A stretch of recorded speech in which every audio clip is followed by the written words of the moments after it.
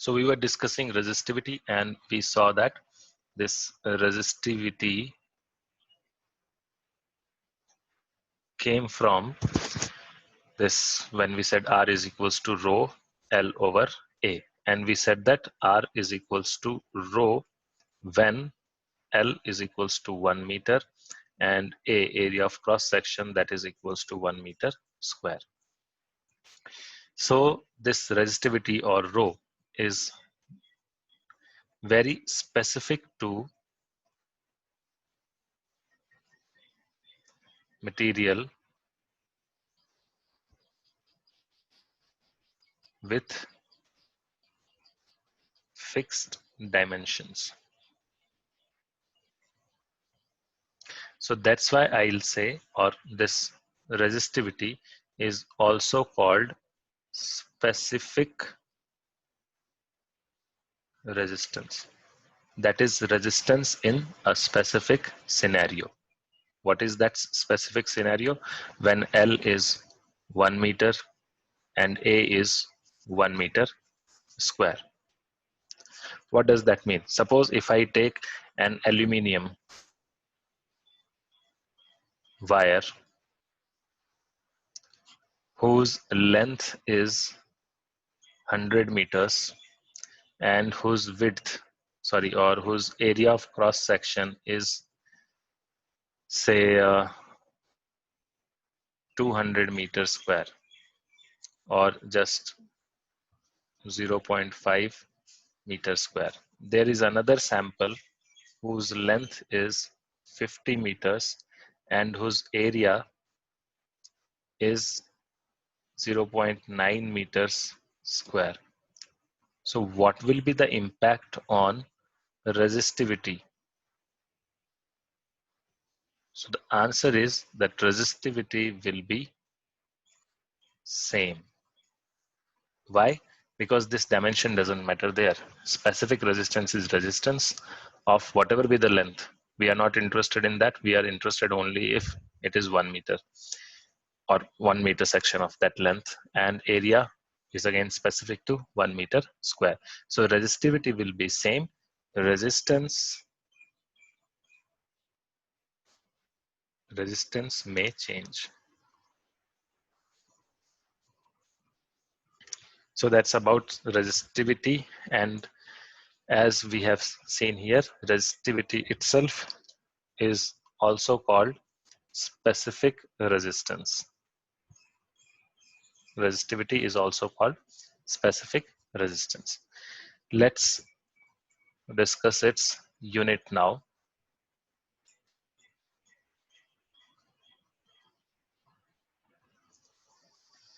So we have this relation, R is equals to rho L by A. There will be questions on this as well. Now from this, what is rho? Rho is R A by L. So what will be its unit? If we talk about its unit, so unit will be R is in terms of ohm, area is meter square divided by meter. So its unit is ohm meter. That is the unit of resistivity. That is ohm meter. Now we have few other terms as well related to current. One of them is current density.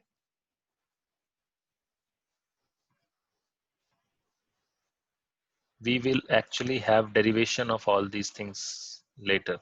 So first discuss this current density. So current density at any point inside a conductor is defined as the amount of charge flowing per second through a unit area held normal to the direction of the flow of the charges at that point. So this is nothing but denoted by J. It is equals to the current rate of flow of current per unit area. That is current per unit area. And whenever we are doing this, that means area and current are, area is perpendicular to I or normal, not area vector. Area vector will be in the same direction as that of I. And they both are not vectors actually. neither current is vector, and here we are talking about surface. So surface should be normal to the direction of the flow of current, right? So what is J? J is I by A. That is our current density. Okay. So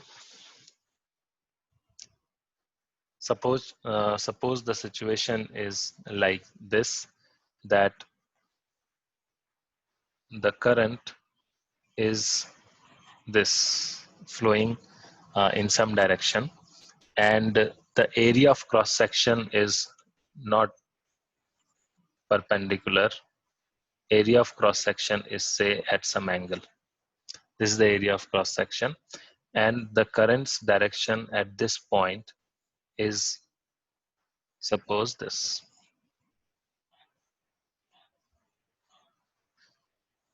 right?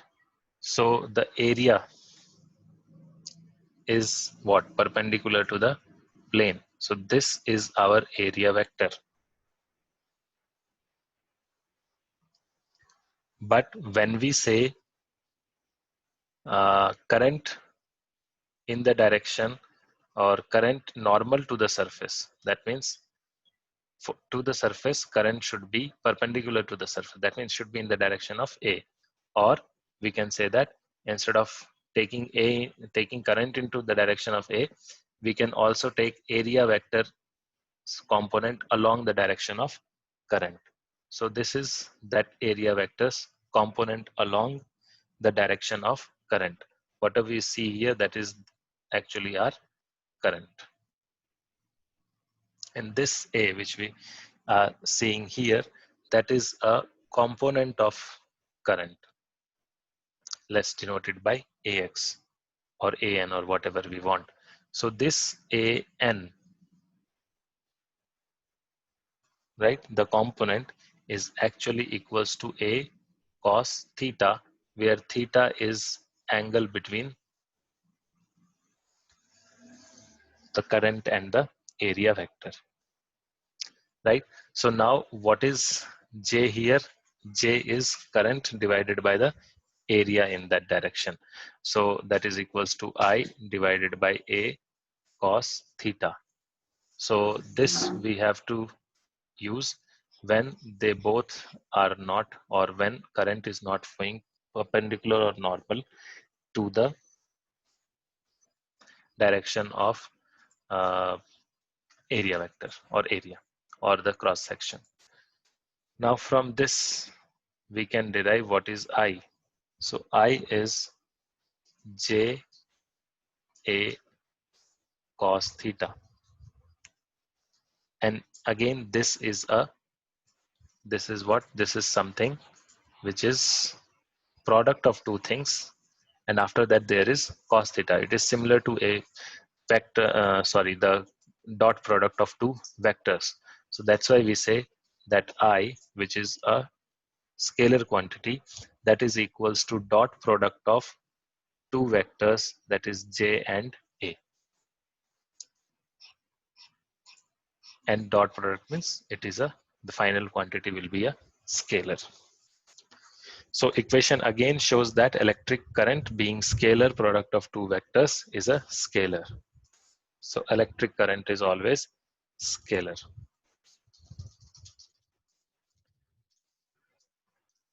Coming to its unit.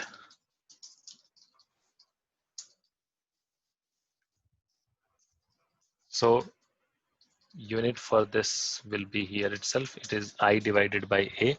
So unit will be ampere per meter square. So that is the unit of current density.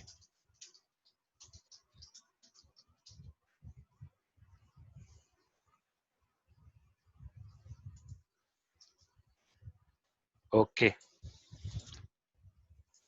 Some other terms. Our next term is conductance. So before that we have studied resistance and resistivity. Same way, conductance and conductivity. And conductance is opposite of resistance. So conductance is the ease with which electric charge flows through it, flows through a conductor. So it is equal to the reciprocal of, so the resistance is opposition to the current, conductance is the measure of the ease with which a charge can flow inside a conductor. So it will be shown by G, and this G is equals to 1 by R. That is, it is reciprocal of resistance. So obviously its unit will be what? Per ohm. This is also called mho. Actually, it is reading ohm in opposite direction. MHO, that is mho. And its unit is also called Siemens, that is SIEMENS. So that is also a SI unit for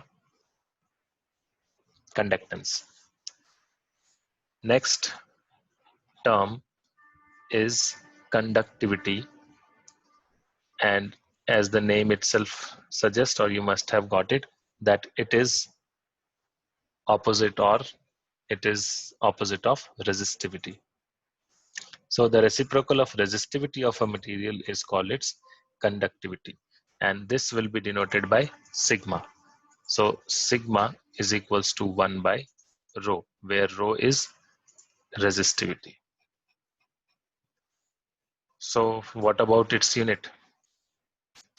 Rho's unit is, rho means resistivity, that is ohm meter. So this will be equals to per ohm per meter, or mho per meter, or this Siemens per meter. So reverse of or reciprocal of ohms is, as you see here, Siemens.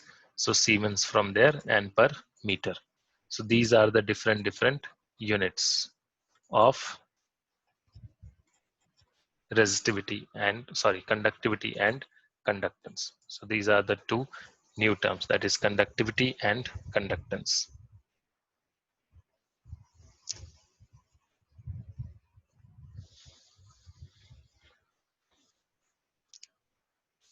Now, based on this conductivity and all, the conductors or the materials have been divided into various categories like conductors, insulators.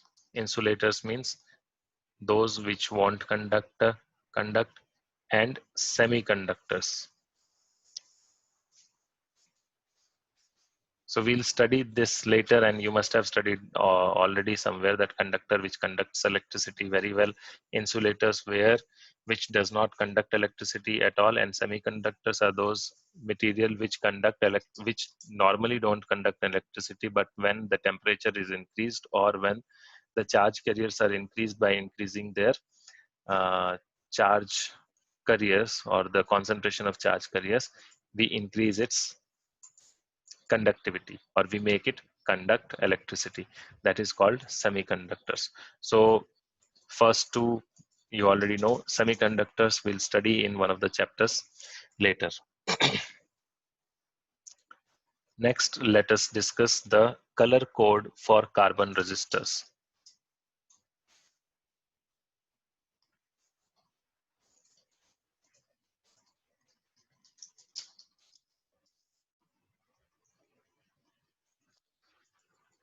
So first we should know what exactly is carbon resistors. So when you will be doing lab experiments, or in normal day-to-day design of circuits, electrical circuits, we see, or we come across usage of resistors. And these carbon resistors are those resistors which you'll be using in your lab experiments. These are the things which you will be using. So how exactly it looks like, let me show you that.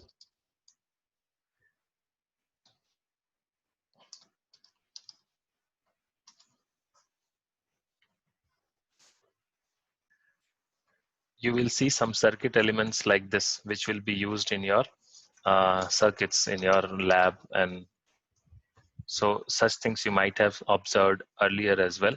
These things are called resistors, right? And they are actually carbon resistors. And as you can see here, that it will be very small elements, and it will be very difficult to write on them that how many ohms is their capacity or is their magnitude. So their value is not easy to write on them. Suppose if I have to write 1.2 kilo ohms, so it is little difficult to write it here. So what is actually being done here is there are 4 bands of color which we can see here. As you can see here, gold, then some orange, green, purple, like that. There will be different colors. So just 4 bands are there, and these 4 bands decide, or this, and there is a coding, or you can say there these colors are coded to give you the value of the resistors. So what are those colors and what are their values? Let us see that. So colors are black,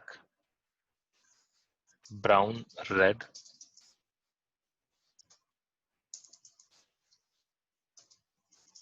orange, yellow,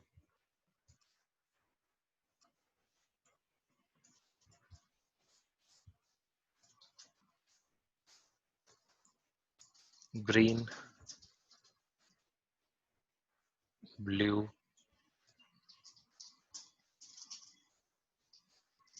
and violet.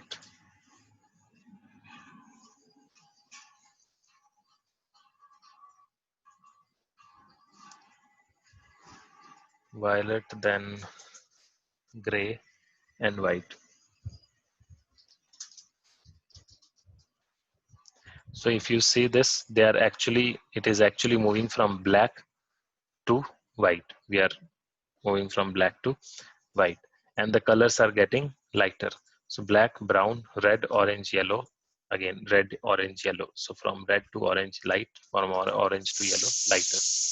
Then green, blue, violet, gray, and lastly white. So they have a number associated with them. That starts from 0, 1, 2, 3, 4, 5, 6, and it is single digit number, so there will be only till 9. So actually there are total 10 colors,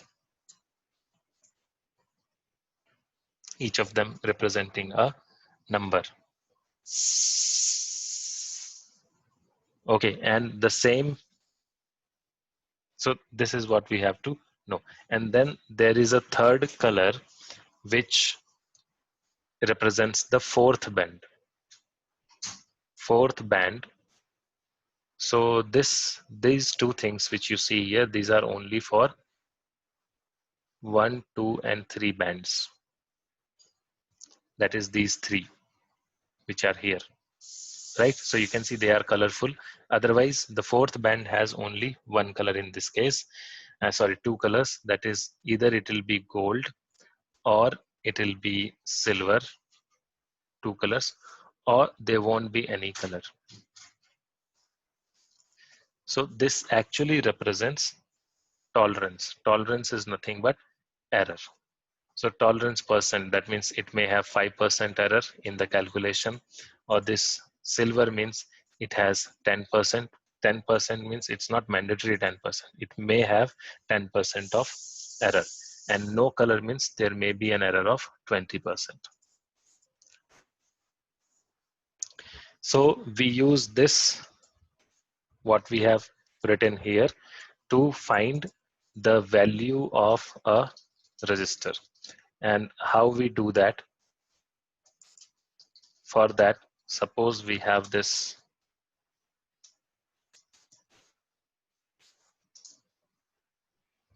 suppose this is the magnified view of that resistor. Okay, it will have 4 bands as you see there, and 4 bands may look like this. One may be, say for example, say this is green, next maybe a red one, or maybe in between them, say there is an orange,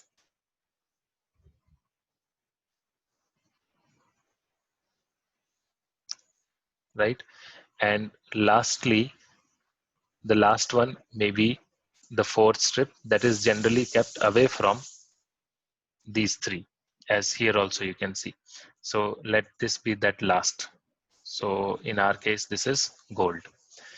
So the colors which we see here are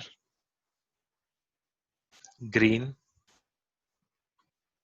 orange, and after that red, and the last one is gold.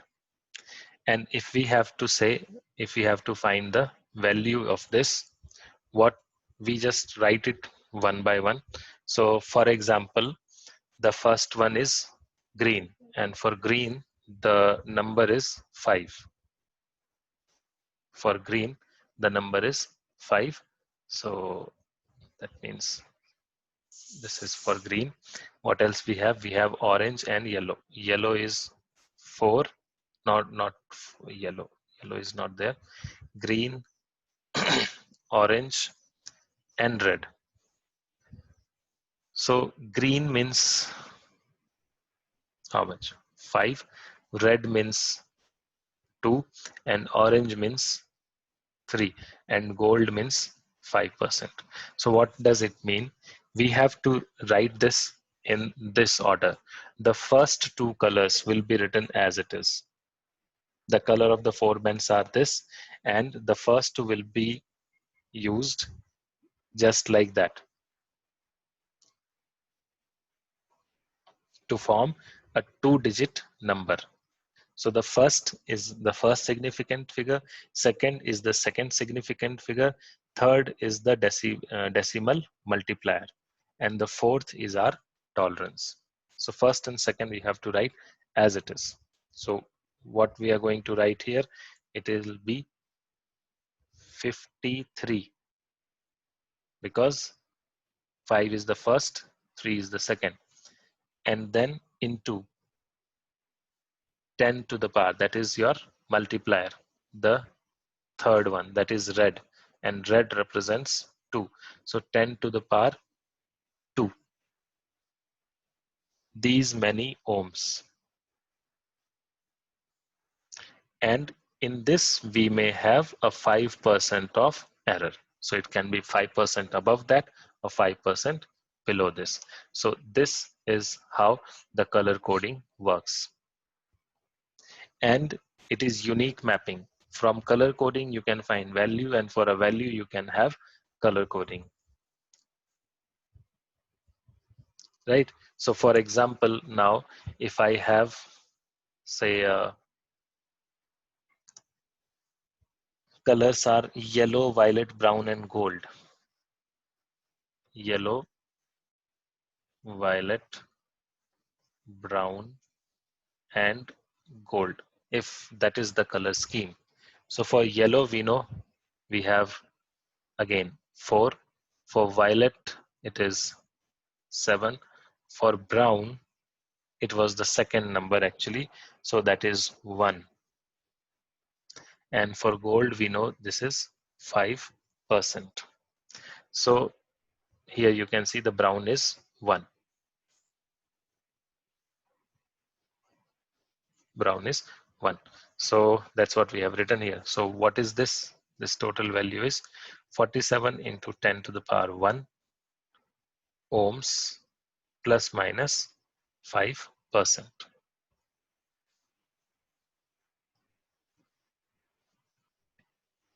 So that is how this color coding works. And when there is only 3 colored bands, that means it is actually a 20% tolerant resistor,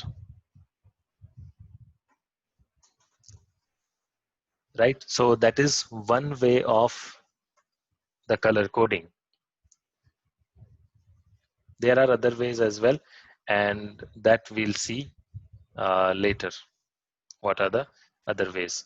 So this is the color coding. And again, now here there is one thing, that if this question comes, such questions come into your school or in your exam, you won't be getting this table. So this table you have to learn,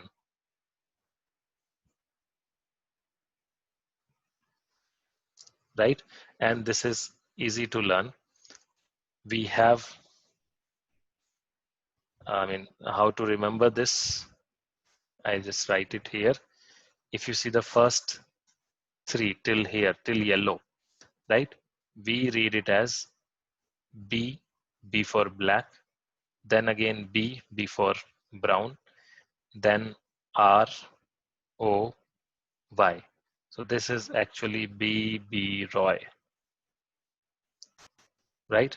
Then what is there? B Roy, GB, right?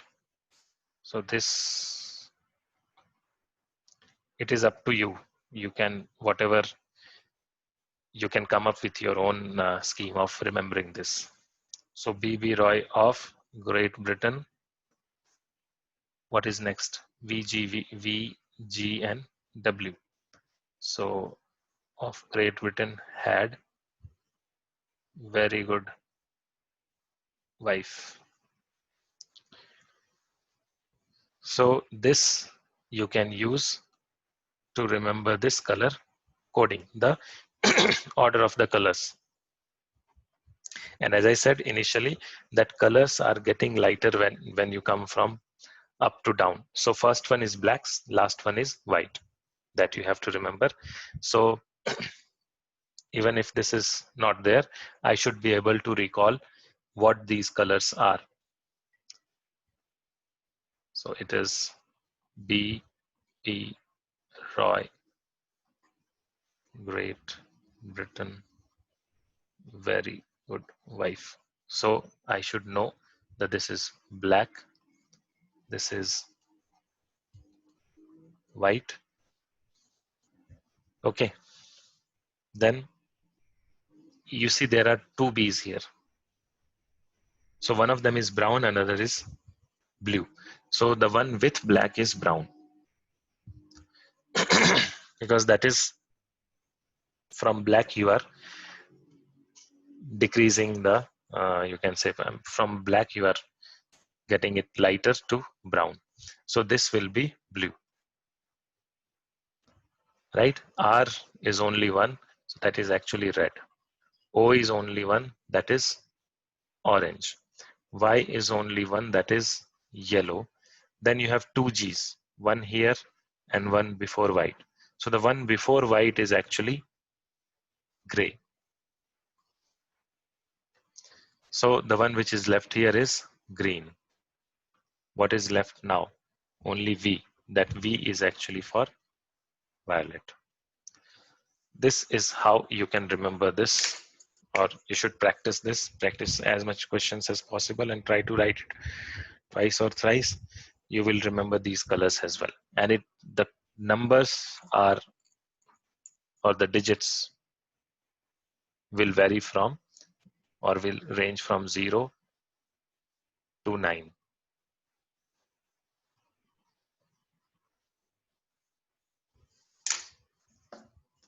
So that is about the color coding of the carbon resistors. We'll see other coloring scheme later, or other coding schemes later. For the time being, this is sufficient, and we'll discuss other topics